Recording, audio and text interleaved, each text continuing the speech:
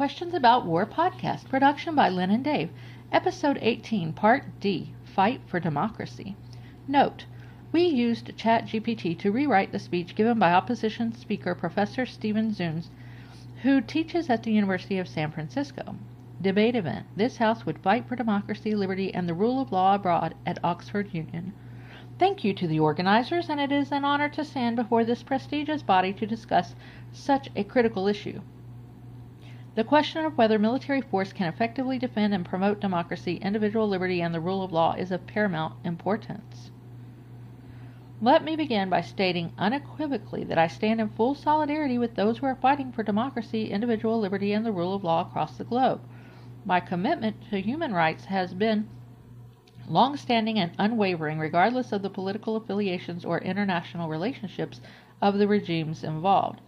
However, I fundamentally question the idea that military force, an inherently blunt and autocratic instrument, can achieve these delicate goals. Furthermore, I believe it is essential to recognize the broader range of non-military alternatives that are often overlooked. These alternatives are not only more effective, but avoid the moral compromise that arises when military force is intertwined with power politics.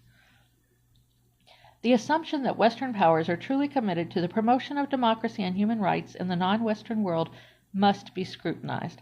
History shows that the most prominent Western defenders of military intervention have also been supporters of dictatorial regimes when it suited their strategic interests. Even today, 57% of the world's dictatorships receive arms from the United States under the Biden administration. The hypocrisy is staggering. We cannot credibly fight dictatorships abroad while propping them up through arms sales and diplomatic support. Before we discuss fighting for freedom and democracy, we must stop supporting those who suppress them. Now, I deeply respect the previous speaker and her comrades for their efforts in Afghanistan. However, I disagree with the notion that U.S. withdrawal or hesitation was the sole cause of the current disaster. The fact remains that for decades the U.S. backed drug lords, warlords, and ethnic militias instead of civil society in Afghanistan. The United States funneled 80% of its aid during the Soviet-Afghan War to extremist factions, groups that would later align with the Taliban. Even in Ukraine, where most of us can agree the West is on the right side, we must still question U.S. motivations. How can President Biden decry Russia's illegal invasion under false pretenses when, as chairman of the Senate Foreign Relations Committee, he was instrumental in authorizing the invasion of Iraq on similarly dubious grounds? How can he condemn war crimes in Ukraine while arming Israel and Saudi Arabia, who have bombed civilian populations with U.S. support? This selective morality is a fundamental issue. How can the U.S. object to territorial conquest when it is the only country to formally recognize Israel's illegal annexation of the Golan Heights and Morocco's illegal annexation of Western Sahara, both seized by military force in direct violation of UN resolutions? The inconsistency of Western actions undermines our credibility, especially in the eyes of the global South. It plays into the hands of autocrats like Putin, who thrive on portraying Western interventions as hypocritical and self-serving.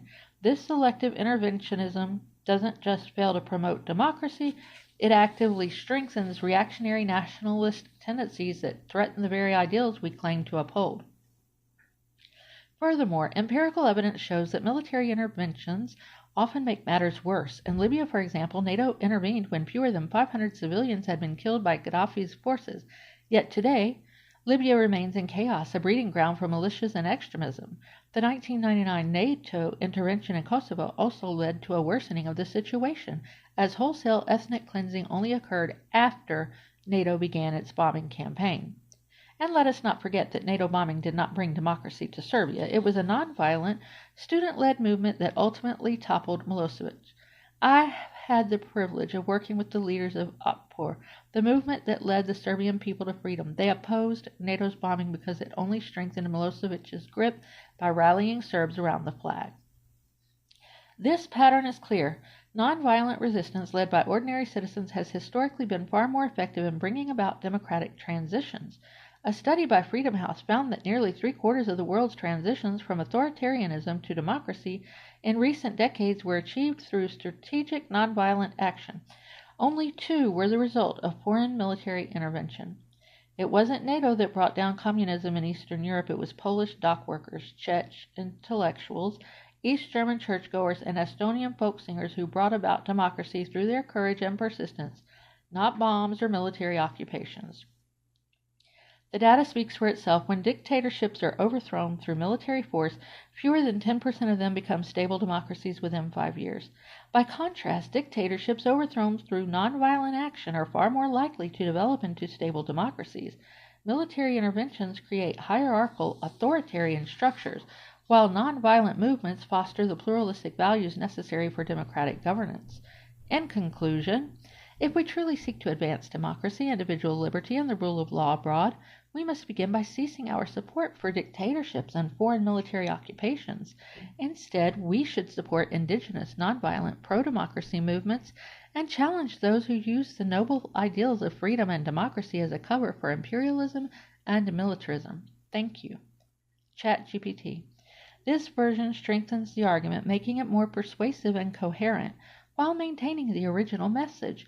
It also incorporates historical examples and statistical data to enhance credibility and appeal to the Oxford audience's intellectual expectations. Please join us next time on Questions About War podcast.